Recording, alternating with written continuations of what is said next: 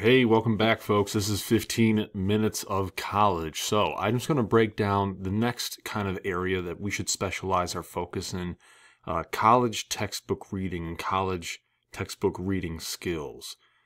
So here we go. So why is reading important in college? Well, there's a few reasons, but just to break it down, college reading is a higher level of reading. So textbooks that you're going to come across in college will be a bit more advanced than what we're used to in high school. So there's things like learning important terminology, and that's a skill set that you're going to build on from the high school arena to the collegiate arena. See, there's a difference not just in reading high school textbooks, but even just like reading for pleasure.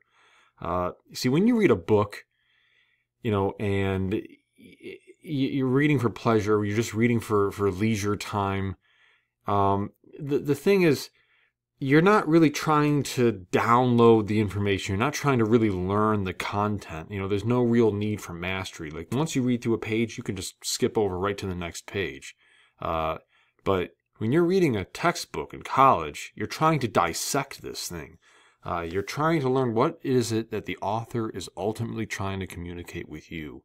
So what you're really trying to do is break down the main ideas. So reading really becomes a skill. This is a conversation that the author is trying to have with you. So in order to comprehend what you're reading, you got to practice.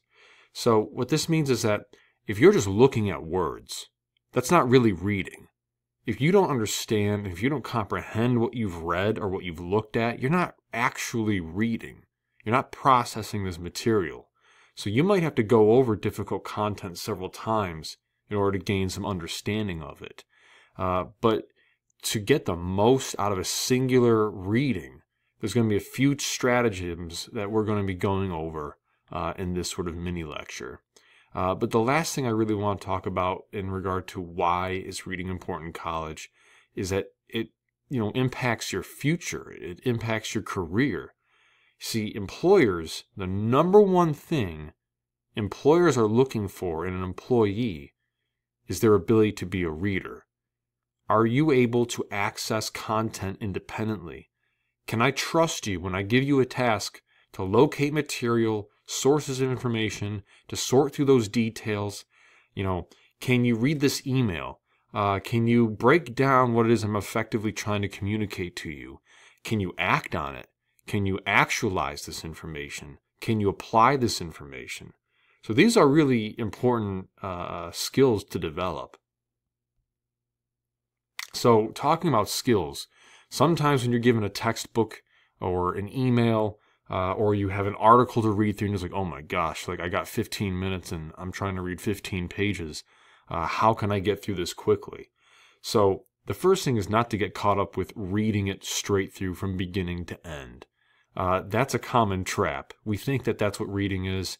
It can be, especially if you're reading for pleasure or for leisure time. If you're just reading, like, say, a Harry Potter book, or you're, reading whatever you're into, I suppose. The thing is, if you're reading for content mastery, if you're reading to learn technical information, what you really want to do is you want to skim and you want to scan. So there's a slight difference between these two. This is what you should do first, right? So when you scan, you're just ripping through the book or the article as rapidly as possible. All you're trying to do is give your brain a chance to process this information on its terms. So when you go in blind, your brain doesn't have prior knowledge it can access. But when you rip through the content, you're just flipping through pages, you see titles, you see headlines, you see bold vocab words, and you might actually know some of this terminology, and you can actually kind of get an idea about the content you're about to actually sit down and read. So this is where skimming comes into play. So after you've scanned through it, you skim. Look at something to get the big picture. You're looking for specific information to gather. How many times have you been assigned a task in class where you have to define all the key terms in a textbook chapter? Right? You're not actually reading the whole chapter in that instance. You're just trying to find those, key terms and to define them. So you're skimming through the content. And by learning the vocab, you're getting a better understanding of the material. So when you combine the two of scanning and skimming, you're actually using really active reading techniques. You're not being a passive learner. These are really active reading techniques. So this brings us to 3 of the primary learning styles we kind of explored last session. We've touched on this. So we have our kinesthetic learners, our visual learners, and our auditory learners. There are a few others for sure, but I'm just focusing on these 3 because primarily when you're reading textbooks, it's these 3 learning styles that come up the most.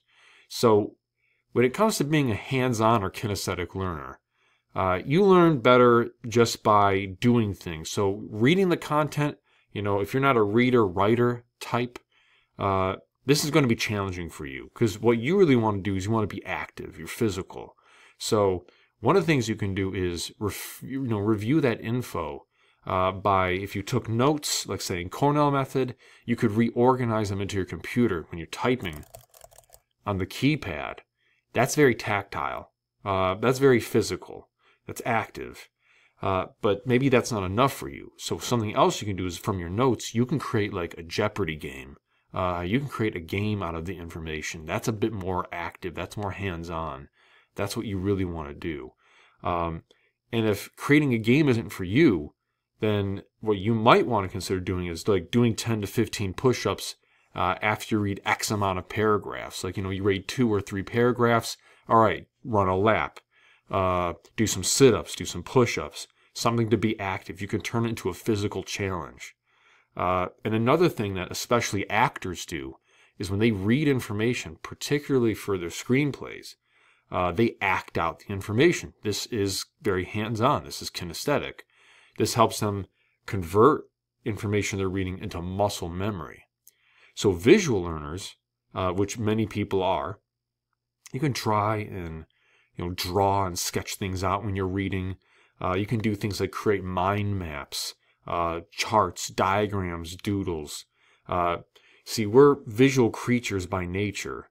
And if you have a visual cue associated with the content you're trying to learn, what winds up happening is you have an 80% likelihood to be able to successfully recall that information at a later point in time. See, after about a week or 2 weeks, really, if you've just read the information and you don't do anything active with it, that information pretty much, it's gone. It's on the wayside. It'll be much harder to recall that information at a later point in time. So for auditory learners, you want to do things like read aloud. And you know that the challenge and the content is known when you start to read out loud naturally. This is your way of sort of, your brain's way of saying like, listen, I need a little extra help here. I'm trying to learn this content. So you can pre-record it. You can read aloud. You can replay the content. You can have someone else read the content to you. And this is probably one of the best ways to learn and remember when you start to repeat things over and over, especially if it's new vocabulary terminology you're coming across. The thing is, when you hear the word, it helps you remember the word. So when the reading becomes difficult, regardless of your learning style, your preferred learning stratagem, there are 3 key things to remember. PSR, preview, study, read, review. We basically covered preview with skimming and scanning. So this is like the first major step. You're just exploring the big picture. So this is part, if you want to talk about like how the brain learns information, it's a 3-step process.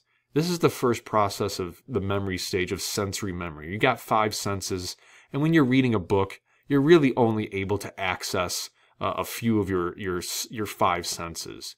So, obviously we can see things, we can hear things, but when you touch the textbook, you're not really getting a whole lot out of that. So really you're accessing just the 2 primary senses there, audio and visual. So what you want to do is just get a big picture idea. This is just dipping your toes into content. Don't take any more than 5 to 10 minutes to do this. You're just ripping through the chapter. How many pages is it? What are the headlines? How is the information organized? Does the author have an intro section where they basically just tell you, and this is common in college textbooks, the main idea of the chapter itself, the key thing that they want you to take away. You can read the intro, you could read the conclusion, and then you just sort of flip through all the pages, look for the bold-faced words, look for vocabulary content, look for main ideas, look for headings and subheadings, and this should give you a fairly decent idea of what the chapter is all about. And this way, it's not as intimidating when you're about to read the material because you have prior knowledge that you're trying to access here. And you realize it's not that big of a deal. You can actually cut up the chapter by just previewing it. You can also turn the chapter headings into questions, which help direct your reading to finding answers as you go through the next stage, the study read. This is the step where we get into like working memory or short-term memory. You're really trying to learn information. This is where you start actively reading with purpose. So after you read each section, take a minute, think about it. You can just make notes in the margins. You can leave abbreviations and symbols. You can highlight material and content. And you can even answer some of your preview questions in that first stage. This helps you really master the material. So after you're done actively reading and studying, you get into the review stage. It's all done. This is where you start to convert information to long-term memory. The review is the last step, and it's an important last step. See, this is where you're starting to transfer information from short-term or working memory. We call it that because you're supposed to be working with the material. You're not just passively reading from one page to the next. This is where you start to get clarity from any confusion. So you answer those preview questions.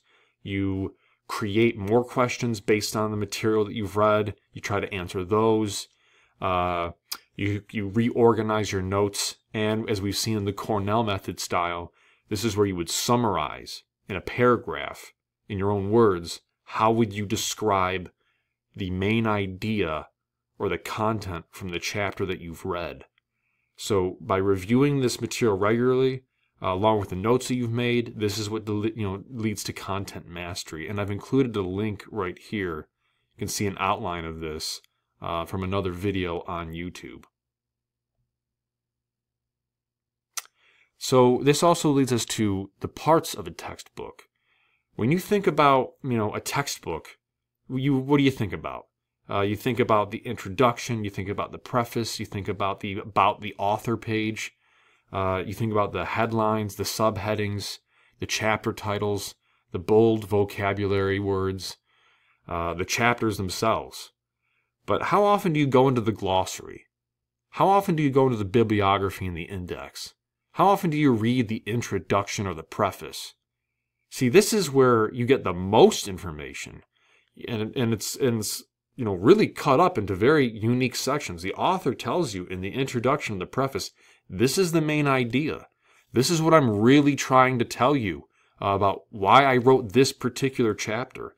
In fact, if you read the preface for most college textbooks, the author will say, here is the main idea about the entire book. This is what I'm trying to communicate to you. They're not being vague. They're not being obtuse about it. They're basically hitting you over the head with a hammer. They're being real obvious about, this is the main idea of my book. Here's the evidence that supports my main idea. You find this in chapter 1, this in chapter 2, this in chapter 3. Then I use this key point in chapters 4, 5, and 6 to support my main idea, and so on and so forth. And for more information on that, I've included this link, How to Read Your Textbooks More Efficiently. Also another video I've included in this presentation. You can find it on YouTube. And lastly, this brings us to the 10 tips for reading college textbooks. So there's clearly a strategy at work here. From start to finish, reading the chapter before the lecture can help you tremendously for when an instructor goes over the content. Dividing the chapter into readable chunks. All right, you got to read a 30-page chapter. You have X amount of days to read it before your next session meets. How many pages every day do you need to read? Be specific.